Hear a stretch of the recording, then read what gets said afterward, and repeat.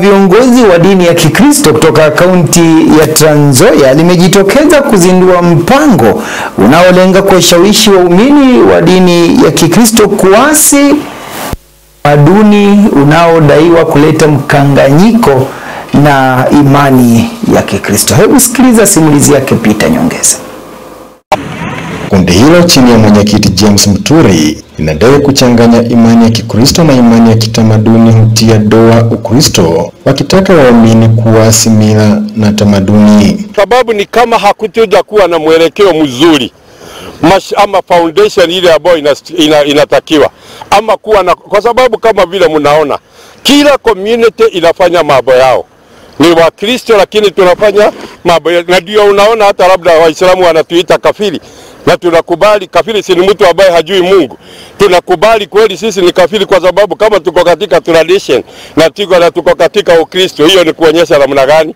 Ni kuonyesha kwamba hatujui kweli Mungu wetu. Wamebaini kuwa Wakristo wengi hujumuisha mila na tamaduni katika matukio muhimu ya maisha, hali inayowadhoofisha kiimani. Na tusipovunja mambo mengine, mambo yale yatatufuata, na utaona mambo mengine inafanyika hata katika vizazi, kwa sababu neno lolote linalotumika lina nguvu, wapendwa.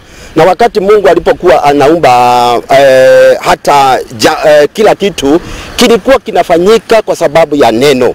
So kama vile mchungaji amesema, nataka kusema ya kwamba mambo mengine tumeingia katika shida kwa sababu ya foundation ambayo iliwekwa. Aidha, ametaka mashirika ya kidini kupitia Baraza la Makanisa nchini NCCK kushirikisha makanisa yote katika mchakato wa kuzikabili changamoto hizo. Kwa hivyo NCCK ama mashirika mengine yote hata Pentecostals ni vizuri kuwa na common goal, mambo ambao watu watafuata, kwa sababu tukiacha vacuum hapo ni kuonyesha ya kwamba basi tutakuwa tukifanya mambo ya utamaduni na mambo ya Ukristo. Kwa hivyo inaona kana hapo sasa utakuwa na confusion. Kwa hivyo ningeomba mashirika ya kidini ama wakubwa wa kidini vile wanaweza fanya.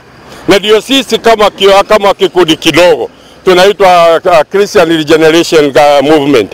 Tumekuja na hiyo hali, labda kwa kuanza kwetu, labda wengine pia watatuonyesha hata jinsi tunatakiwa kuendelea zaidi. Nikiripotia West kutoka Kitale, kaunti ya Trans Nzoia, naitwa Peter Nyongeza.